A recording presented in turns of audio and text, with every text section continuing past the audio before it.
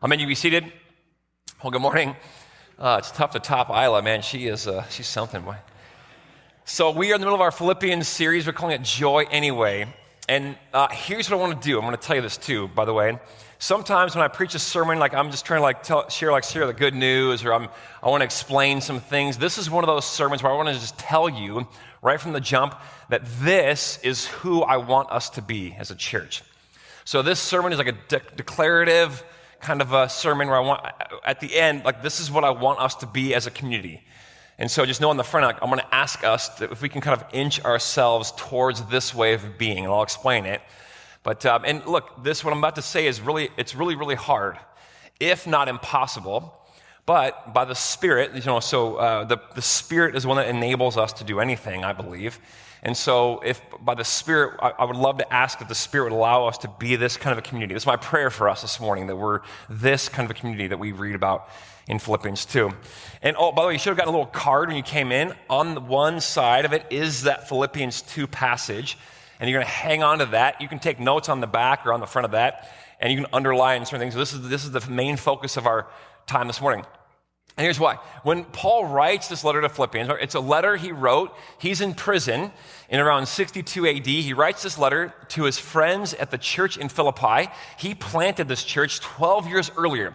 Philippi was a Greek city. It's in Greece. It was the very first church plant in Europe. So it's the first, Lydia was the first convert in Europe. It's incredible, Christian convert. And he plants this church, and then he lets it go, and then he leaves, but they stay connected, Paul and the Philippians. And they send him money, they support him. They find out he's in prison in Rome, and they send him a gift to encourage him, and a letter with a guy called Epaphroditus. So Epaphroditus from Philippians, this is 12 years later, they send him to go encourage Paul and to give him a gift and just to bless him. And he receives it. He's so blessed because I just love these guys, the Philippians. They love me. So he sends a thank you card back with Epaphroditus, and it's this letter, the Philippians letter that we read today, thousands of years later.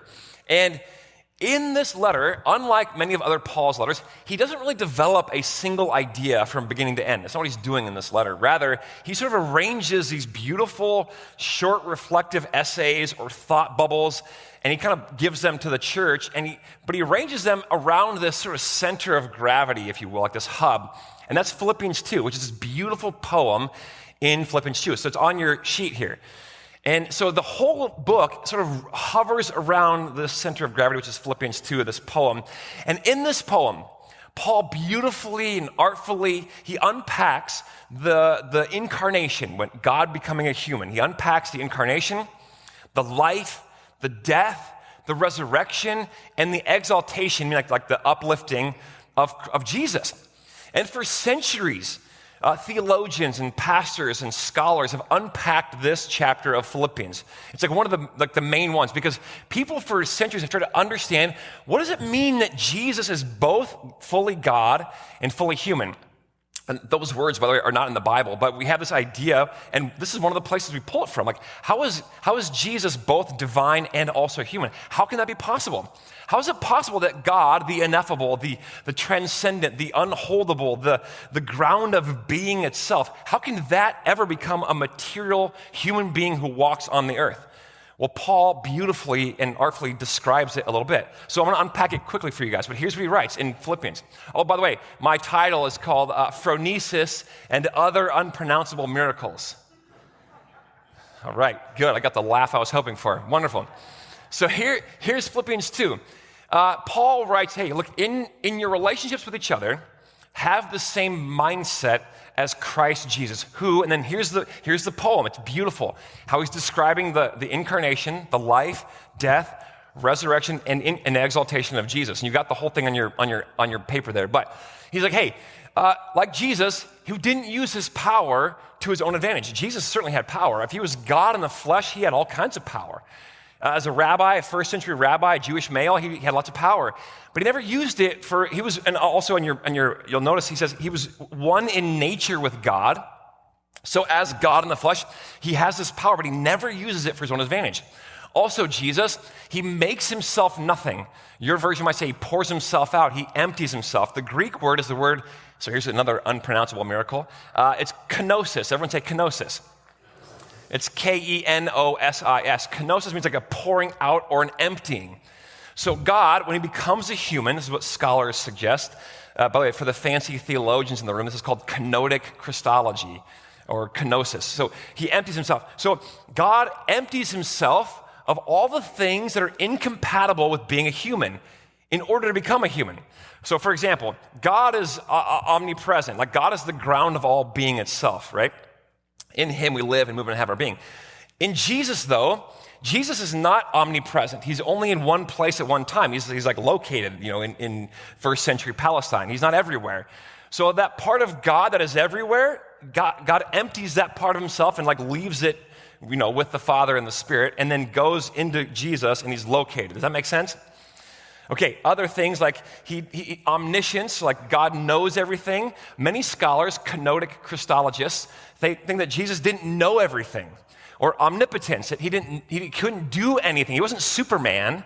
He only did the things that the Spirit empowers him to do. He only knows things that the Spirit tells him. The same Spirit, by the way, which is also in you. This is why John in John 14 says that you will do even greater things than I've done, he tells his followers, because the same Spirit in me is in you, which is great. So anyway, point is, God empties himself and pours himself out. There's this act of kenosis. Also, there's this. He becomes a servant. Yeah, this God becomes a servant to the world. He humbles himself. By the way, this is incredible. The Greek word for humble or humility, it did not exist in the Greek language or wasn't prevalent at all before the Christian era. No self-respecting Greek would have ever thought humility was a virtue. They shunned humility because humility for the Greeks was very similar, or if not the same, as humiliation. And they didn't want to be humiliated.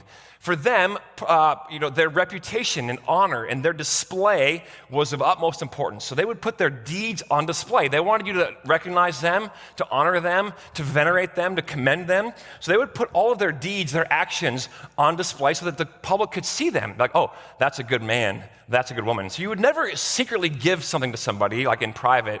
You would never do something, like you would never lower yourself or humble yourself, because that's the same as humiliation. You would put all your works on display. This was not even a thing until the Christian era, when Jesus starts doing these kinds of things. He empties himself, makes himself humble. Isn't that amazing? It wasn't even a word in the Greek language up until this point. He was obedient to the cross, even to the point of death on the cross. But the cross was a humiliating way to die. It was sacrilegious, no pun intended. It was an inhumane. It was scandalous. It was like one of the worst ways you could die. It was death on a Roman cross. But here we go. God does this. And through that lowering and emptying and humbling himself, God exalts him. This is sort of the Christ pattern. It's lowering so that then he can, through God, be exalted. So, Paul writes, in your relationships with one another, have the same mindset as Christ. Who then paints this picture of what Christ is like, the crucified Christ. Make sense? Are you with me so far? All right, Kelsey and Peter, let's go, the three of us. Paul, by the way, the word for mindset here is the word phronesis. And so everyone say phronesis. That's Phronesis. And phronesis, mindset doesn't just mean like thinking. So Paul says, have the same mindset as Christ, who does all these things. He's not just saying think the same as Christ. He's saying it's more like, phronesis means like understanding or thinking, sound judgment, wisdom. It could also mean this. It could also mean a way of thinking that shapes your character and your conduct. So it's like wisdom that leads to action. This is what phronesis is. So Paul writes, hey, have the same phronesis as Christ. You could also word it this way. It's a pattern of thinking or acting and feeling that engages the whole person. So we in the Western world, we love like cognitive thinking with our brains, reason. But Paul's not just saying, hey, think the same things that Christ thought with your brain. He's saying, no, like it's this pattern of thinking, of acting, of feeling that engages the whole body, that shapes how you see and think about everything. It's practical wisdom, for sure. It's what phronesis is. But it's like this discernment about what's good and right so you can live a good life. By the way, Paul uses this word 10 times in this tiny, short letter. It's probably an important thing that I pay attention to that Paul uses. He uses it a number of times, phronesis. It's this way of what does it mean to live the good life? This was a question that the Greeks would ask all the time. So the Greeks, including one of the famous ones, Aristotle, they asked, what does it mean to live the good life? So they would think, okay, how do we need to think in order to live and shape our lives around whatever this thing is in order to live a good life? So the philosophers, Aristotle, the Greeks, these people would all wonder aloud, what is the good life? How do we live it? This is part of Phronesis. How do we shape our lives around and make it a good life? And I would ask us the same question, right? Because I told you that I want this sermon to be like, hey, this is who we're going to be. This is what we're going to be about. How do we know what the good life is? What does the good life look like? What does it mean to flourish, to have joy, to have happiness? These kinds of things. What does true well-being look like? And how do you know? How do you know? That's what phronesis. Phronesis is like this thing that you kind of, it like frames everything in order that you can see what is the good life.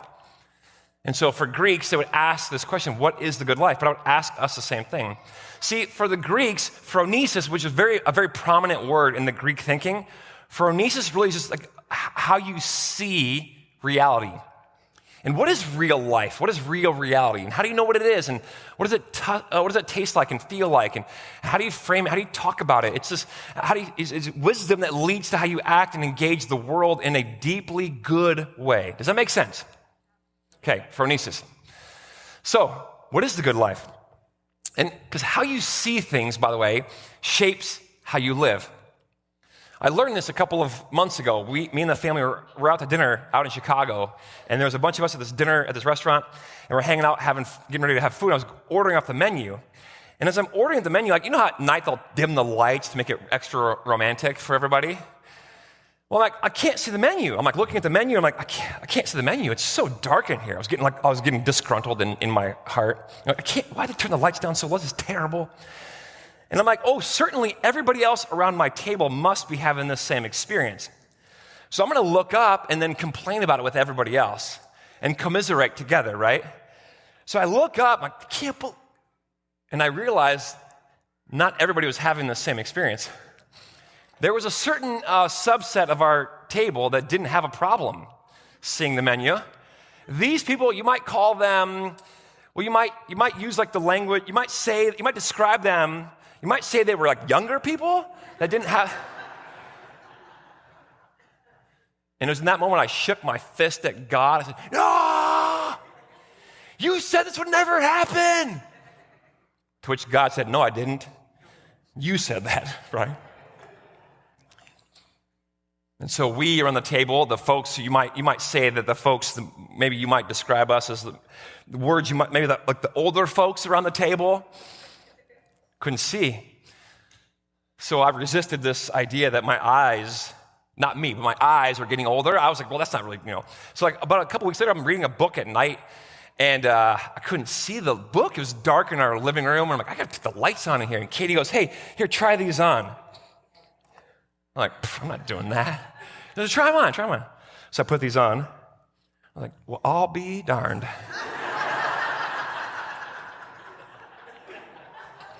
What kind of sorcery are these? What is this? I've never even, what is happening? And where do you buy these? Like, where do you find these? So I put them on, I could see. That's what glasses do, by the way. Glasses help you see things. They bring things into focus, at least the right ones. The wrong ones can make things distorted. They can make things blurry or fuzzy or bad for you to, but glasses frame what you see. They help you see or not. These are my Clark Kent glasses, by the way. And glasses will help you see things properly.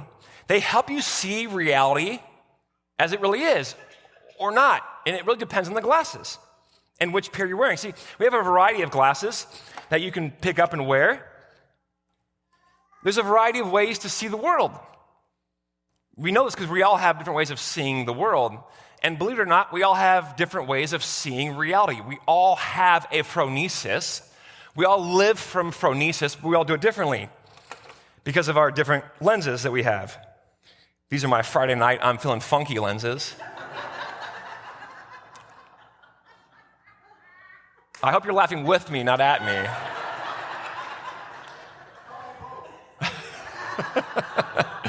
These are Katie's, calm down. Where did you even get these? Leopard print glasses. We all have, how do I recover from this? We all have different lenses, right? And glasses that we all see. And a variety of ways, these are I'm too cool for school glasses. But they help us see reality. Now, many of you have inherited a certain pair of lenses from maybe your parents or your upbringing. These are my actual glasses that I'm looking at now through my contacts, then through the glasses, so it's not a good deal. You might have picked some up along the way. Maybe you're at a certain college and you pick up some glasses. Like, oh, I'm going to try these babies on. And a certain way of seeing the world, a certain way of having a phronesis or doing phronesis. So you try them on and maybe you swap them out. Maybe you change and you grow. You read a book. I think I've tried them all on here. I'll try it yet. And you try on these new glasses. But we all have one.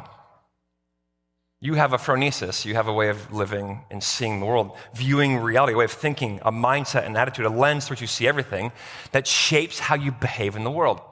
Now, for the Greeks, they had their own phronesis, their own way of seeing the world and what it meant to live the good life. For the Greeks, it was this. This was their lens, their frame.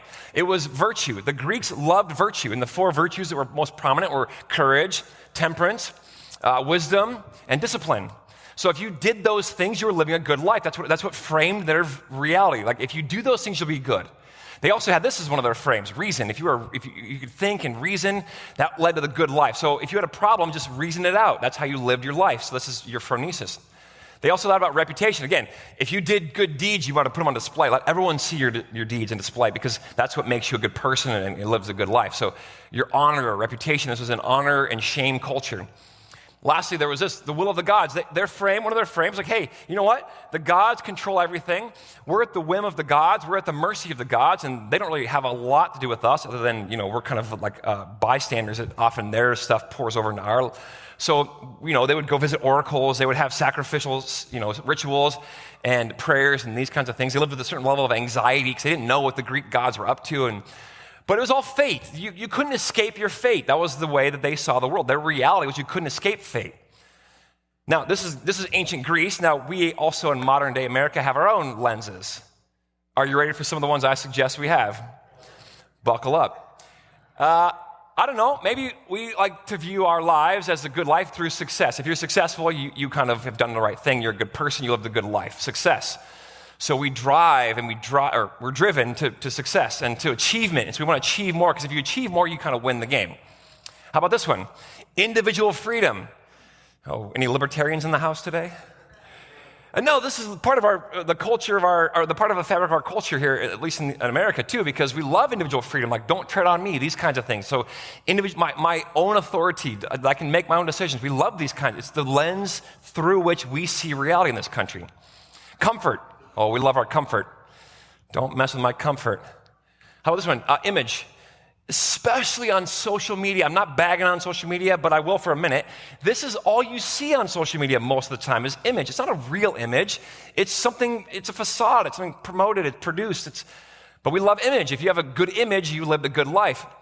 Pleasure. We love pleasure. If it feels good, do it. We're often told this in many ways, either overtly or covertly, but how about your political identity? This is the new religion these days, if you haven't noticed, but politics is our new religion. You might have heard, like, my truth. This is how we Americans like to see the world. It's the lens through which we see reality. Now, here's the thing. These are not bad, okay? They're not bad in of themselves. The problem is they're incomplete. They're not showing real reality. They're a little bit distorted. They're a little bit fuzzy. It's not real, true reality. It's something distorted. It's part of, it's not really the full thing. So Paul says this to the Greeks. Hey, have the same mindset. They immediately knew what he was talking about. Oh, yeah, I know he's talking phronesis. I know what that is. So I will frame my reality in a certain way. The twist comes when Paul says, hey, your mindset shouldn't be, let me go back here. It shouldn't be these things. This shouldn't be your frame, your reality. Oh, sorry, guys. There we go. Usually we have two services, so I can get all the kinks out of the first one, but not this time. Don't put on these lenses. Paul says, have the same phronesis, live from the same phronesis as, and by the way, not these ones either.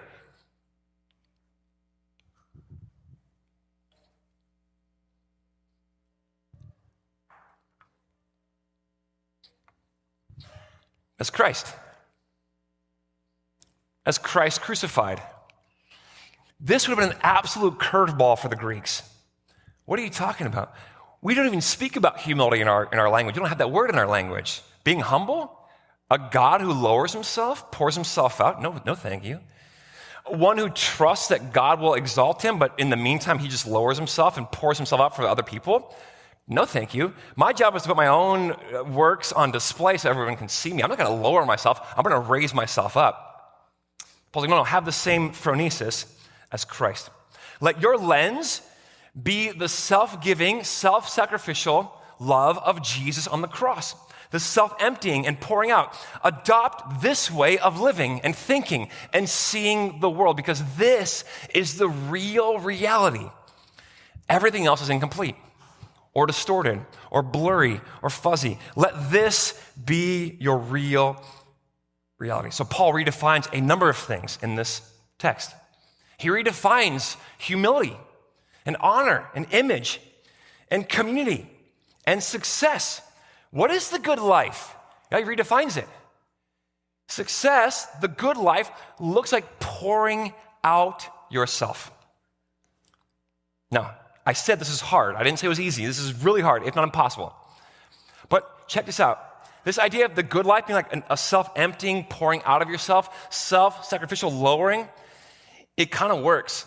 So there was a study done in 2008 by a woman named Dr. Dunn. I think Elizabeth Dunn is her first name. It's published in Science, in the Science Journal. And in 2008, she does a study with her colleagues. And they go out into the public realm and they give people either a $5 bill or a $20 bill. And they tell them randomly, they have two different groups. One group like, hey, spend your money on yourself. This is like the self-spending condition. And the other group is like, hey, spend this money on other people. They call it, this is the pro-social condition. And they have to do it today. You spend money right now, here today. So one group spends money on themselves, and one group sort of gives the money away. Then they go back and check in on all of them, and this is published. You can read this article. It's incredible. Read this data. And they try to discern who was happier at the end of the day, and the next day, and the week later. And guess who it was? Yeah, the people who gave it away. To which we're all like, oh yeah, for sure, yeah. How fun is Christmas? It's pretty great, right? Mostly because I think we get to give stuff away. Now, little kids aren't there yet, but they'll get there one of these days. Yeah, there's something about like what Paul is tapping into is the fabric of reality itself. So when he says, hey, adopt this as your reality, it's because it really is real. It's the way the world works. It's the very fabric of the universe and how you were created and made to be. When we empty ourselves and give ourselves away, sometimes it hurts, but that's what the good life really is all about, Paul is saying. This self-emptying, sacrificial love of Christ that he puts on display on the cross. So for Paul, of all the lenses you can pick up, and there's lots of them, and we have our own. You have your own. But of all of them, and now you might have to like keep reminding yourself and taking those ones off, but of all of them, adopt the lens, the reality of Christ on the cross. So when he says have the same mindset, he's not just saying, hey, think the same thoughts as Christ. He's not just saying, just say a prayer or sing a few songs. When he describes the Christian community, the Philippian church, what it means, not just thinking, it's adopting this vision of reality and living from this. For many of us, it's a brand new reality. It really is like being unplugged from the matrix. And you're like, oh. Now, here's the kicker. I love this. This is what Paul goes on to write. Paul suggests, and actually the nature of the word is that this happens in community. You can't pour yourself out for the sake of nobody. It doesn't work that way. The calculus is bad. It has to happen with other people. There are other folks involved. So church, the self-emptying, the lens of reality is community-oriented. It's a community enterprise. It's emptying for others. Phronesis is never a sole endeavor. It's not. So Paul writes us right before he says that beautiful poem you have in your hands. He's like, hey, look, guys, Philippians, hey, make my joy complete by being like-minded. Guess what word that is? Phronesis. Having the same love. So he's like, hey, have the phronesis, which he's going to explain in a minute. It's the cross. Have the same love. He knows that love is the meaning of everything. Paul writes, if I do all these things, these wonderful things, but don't have love, it's meaningless, is what he writes later on. And he explains it in Corinthians, what love looks like. So have the same love. Being of one spirit, it could be rendered one soul or being one souled. Remember, Aristotle described friendship as having one soul. It's beautiful, actually. So have one soul, be of one soul and one mind. Guess what that one mind, what word that is again? Phronesis. Everybody say phronesis. Good. In case I was losing you, I'm going to draw you back in by making you talk out loud. Okay, like mine. Good. Awesome. So, by the way, note this. This is awesome. Hey, this is what makes his joy complete. Hey, if you guys do this, I will be full of joy. Church, if you could do this, it would give me joy. Not if you grow and you get big and you have 4 satellite campuses and an online streaming service that's the top notch and where you have all these no. What makes him full of joy is if you are of one mind, if you adopt the same reality, and you love each other, and you're one-souled, that will give me joy. I love it. But like Sonia mentioned, this does not mean, though, that we have to have the same interests. This is vitally important. I know this is not rocket science, but raise your hand if you love tacos in this room. Yes. Okay, look around. Good. Awesome. Great. You're my people, just so you know. Raise your hand if you'd prefer a hamburger in this room. Okay, look around. How dare we worship in the same room with all you people? Okay, hold on. Raise your hand if you're a Vikings fan in this room. Okay, look. Oh. Careful, Ryan, careful. Okay, raise your hand if you're a Packers fan. Grace, it's all grace. Okay, good, okay, yeah, okay. Raise your hand if you're neither. Raise your hand if you don't like football. Who doesn't like football? How dare we all be in the same room together? I can't believe that we're doing. Raise your hand if you're a morning person.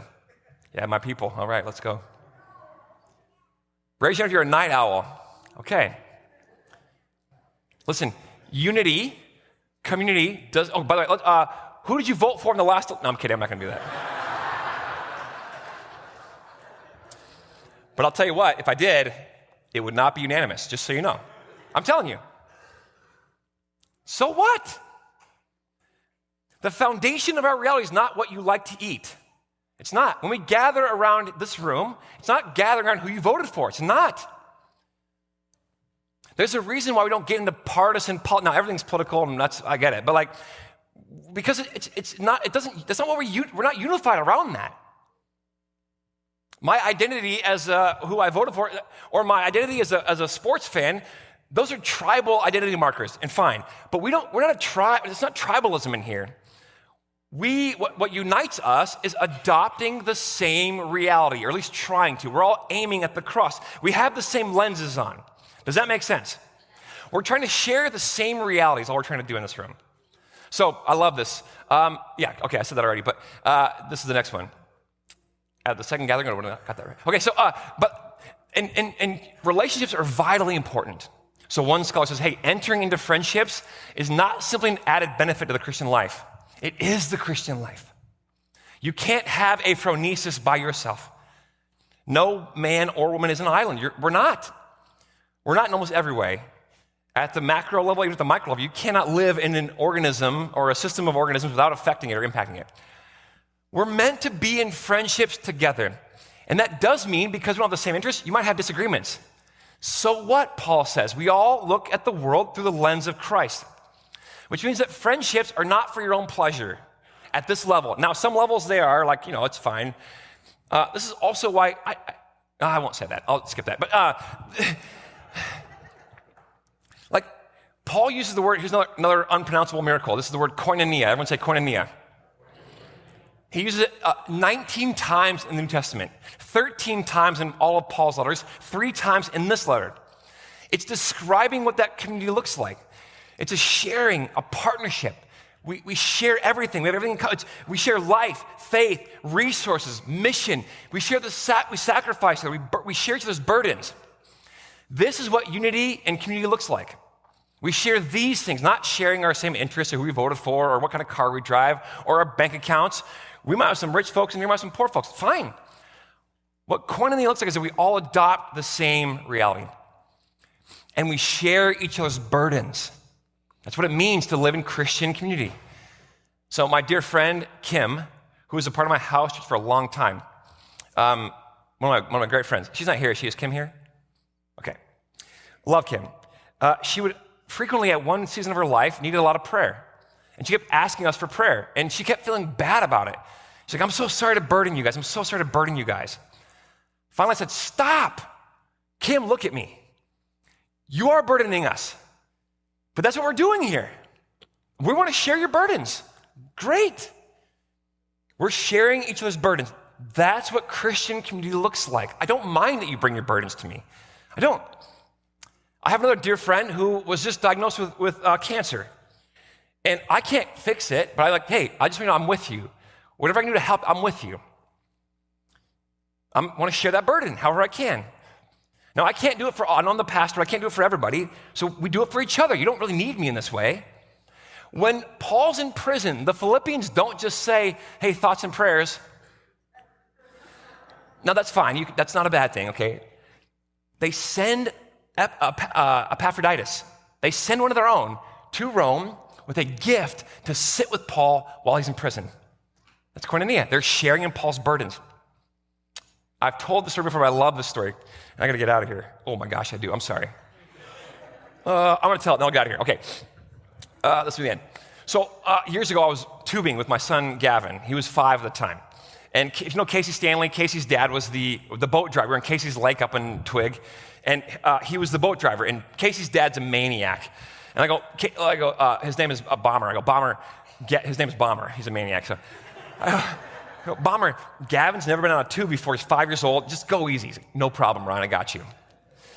He didn't get me. We're on the tube. Gavin's under me. I'm on top of Gavin. And we start going. Fair enough. The beginning starts pretty mild and pretty low key, low speeds. But then he must have gotten bored, because after about a few minutes, Bomber cranks up a notch. I'm like, and Gavin has no idea. He's laughing. He has no clue what danger awaits us, you know? And so Bomber keeps ratcheting it up even more. I'm like, dude, I told you to slow down. But he couldn't hear me. Finally, at one point, we're teetering, and I'm like 200 pounds. I'm like, I'm gonna flip this thing over because I'm so heavy. And I knew if I flipped it over, or if I flew off, that Gavin would probably fly off the other way and end up, 20 feet from me. By the way, I was sharing this story with Gavin last night, and Gavin's going to be an engineer, and he goes, oh, actually, Dad, because of the physics and the laws of I go, nobody cares about that, Gavin. Physics and I'm like, if I fly off, he's going to fly the other way and be miles away from me. And I was scared for him. So I'm like, what am I going to do?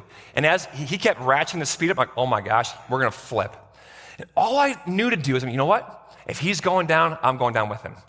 So at the last one, I let go of the tube and I grabbed him. He had a life vest on. And I rolled over and we fell into the lake together. Boom, boom, boom, boom. And the minute we hit the water, I could feel his little arms. You know what I mean? Katie said, maybe it was you grabbing onto him, Ryan. And we came up, and he's like, screaming. But I wanted him to know, I'm with you. I've got you. We're in this together. And I'll absorb some of that burden of yours. That's koinonia. That's our job together. And we don't have to have voted for the same candidate or eaten at the same lunch place or root for the same team in order to share koinonia. Central Lutheran Church, may you indeed have the mindset of Christ. May you adopt the same reality as Paul did. This self-emptying, self-sacrificial, lived out experience embodiment of Jesus on the cross. May we share in that together. And this morning, may the Spirit enable each of us to do that. Amen.